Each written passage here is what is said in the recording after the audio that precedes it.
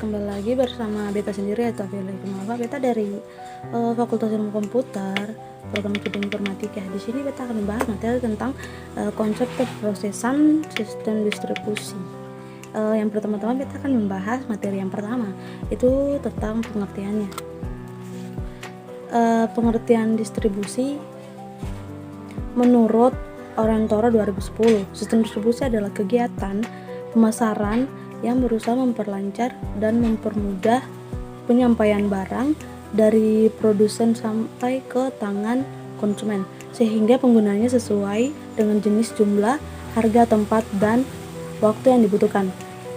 Berikutnya, jenis saluran distribusi secara singkat itu memiliki 3 jenis, yakni sistem distribusi langsung, distribusi semi langsung, dan distribusi tidak langsung. Yang pertama itu distribusi langsung. Distribusi ini dilakukan oleh produsen dengan konsumen secara langsung.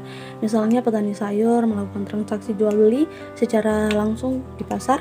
Dan yang kedua itu sistem distribusi semi langsung. Distribusi ini dilakukan melalui seorang perantara supaya produk dari produsen tetap bisa sampai ke tangan konsumen. Misalnya penerbit buku yang menjual bukunya melalui sales supaya sampai ke tangan konsumen.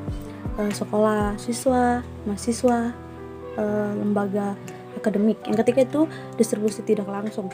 Jenis distribusi ini dilakukan melalui beberapa perantara sehingga produk tersebut tidak langsung diterima dari produsen. Misalnya pabrik minuman menjual produk minumannya kepada konsumen melalui beberapa agen atau sales tersebut dahulu. Yang berikut itu di sistem distribusi dapat dibedakan menjadi 2 golongan, yaitu yang pertama perdagangan. Perdagangan adalah seorang atau lembaga yang membeli atau menjual kembali produk tanpa mengubah bentuk untuk mendapatkan keuntungan dari pihak konsumen. Yang kedua itu perantara khusus. Perantara khusus ini mempunyai tugas yang sama dengan penjual, tetapi perantara khusus tidak bertanggung jawab secara penuh apabila produk tersebut tidak laku terjual. Yang berikut tentang tujuan distribusi yang terbagi menjadi 3. Yang pertama itu menjamin keberlangsungan produksinya suatu produk. Yang kedua, mengirimkan produk atau jasa tertentu ke tangan konsumen.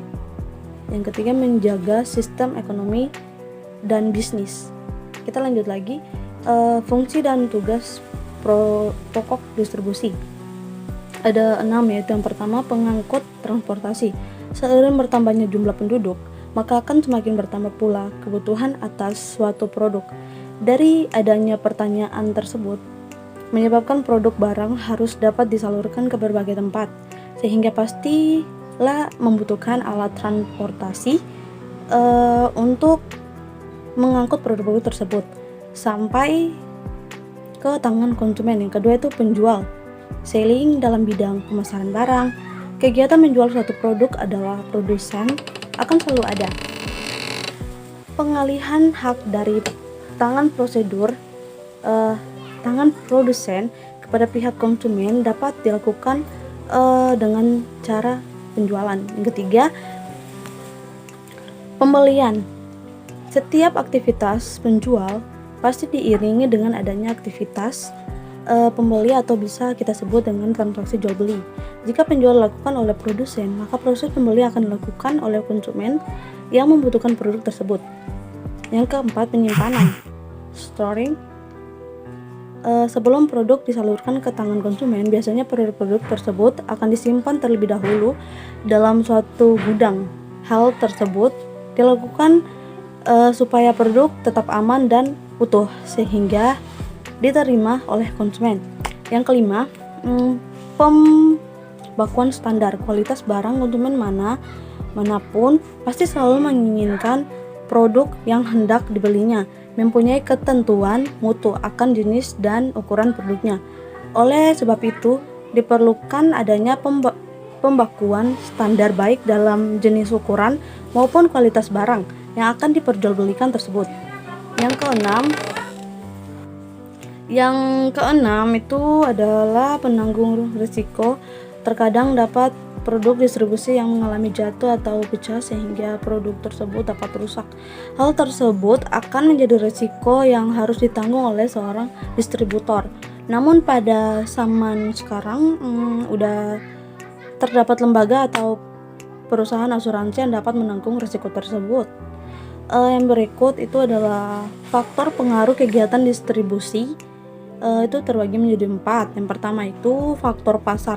Dalam faktor pasar, saluran distribusi akan dipengaruhi oleh adanya pola pembelian konsumen, yaitu jumlah konsumen, letak geografis konsumen, yakni jual konsumen, letak geografis konsumen, jumlah pesanan produk, dan kebiasaan dalam pembelian produk tersebut. Yang kedua itu faktor barang. Dalam faktor barang akan ada pertimbangan dari segi produk yang berkaitan dengan nilai unit, besar dan beratnya produk, mudah rusaknya produk, standar produk, hingga pengemasan produk. Yang ketiga itu faktor perusahaan. Dalam faktor ketiga ini yakni faktor perusahaan yang akan ada pertimbangan yang berkaitan dengan sumber dana, pengalaman dan kemampuan, manajemen, pengawasan serta pelayanan yang diberikan. Angka 4 itu faktor kebiasaan dalam pembelian. Dalam faktor terakhir yakni faktor kebiasaan yang dalam pembeli akan melakukan pertimbangan yang diperlukan berupa kegunaan perantara, sikap perantara terhadap kebijaksanaan produsen, volume penjualan, hingga ongkos kirim barang. Yang berikut strategi distribusi. Menurut Orientoro, supaya mendapatkan keuntungan yang maksimal, maka membutuhkan strategi distribusi yang tepat supaya produk dapat sampai ke tangan konsumen. Ada beberapa metode atau strategi distribusi supaya produk dapat tersalurkan dengan tepat, yakni yang pertama, strategi distribusi intensif. Dalam strategi ini akan menempatkan produk dalam pada pengejaran retailer serta beberapa distributor di berbagai tempat. Strategi ini cocok diterapkan dalam produk-produk kebutuhan sehari-hari seperti sembako, sabun, rokok, dan lain-lain. Yang kedua itu strategi distribusi selektif. Dalam strategi ini akan menyalurkan suatu produk ke daerah pemasaran tertentu yang memilih beberapa distributor atau pengecer, sehingga akan muncul persaingan antara distributor dan pengecer untuk mendapatkan konsumen dan teknik masing-masing. Yang ketiga, strategi distribusi eksklusif. Dalam strategi ini, distributor atau pengecer akan diberikan hak istimewa atau atas produk yang akan dijual. Strategi ini biasanya digunakan untuk produk dengan kualitas dan harga yang tinggi, misalnya showroom mobil, factory outlet, dan lain-lain. Berikut konflik saluran distribusi. Semua kegiatan bisnis akan kerap menimbulkan konflik tersebut, termaksud dalam kegiatan distribusi ini. Menurut Bu C.J. Walker, terdapat beberapa konflik yang kerap menjadi saluran distribusi. Yakni yang pertama, konflik oriental. Dalam konflik oriental biasanya terjadi di antara perantara tingkat distribusi yang sama. Penyebabnya adalah kebiasaan pedagang perantara yang mengagregatkan persediaan produk dengan menambah jenis produk baru. Yang kedua, konflik vertikal. Dalam konflik vertikal biasanya menjadi antara produsen dengan pedagang besar. Selain itu juga bisa terjadi antara produsen dan pengecer. Retail produsen dengan perdagangan besar. Konflik antara produsen dengan perdagangan besar yang dapat disebabkan oleh beberapa aspek, misalnya adanya perbedaan pandangan antara masing-masing pihak. B. Produsen dengan pengecer. Konflik ini biasanya timbul karena antara kedua pihak merasa kepentingan dan mempunyai senjata dalam menyalurkan produk ke tangan konsumen akhir. Iya, demikianlah hasil presentasi saya di saat ini. Mungkin ada yang kurang atau ada yang salah, saya mohon maaf.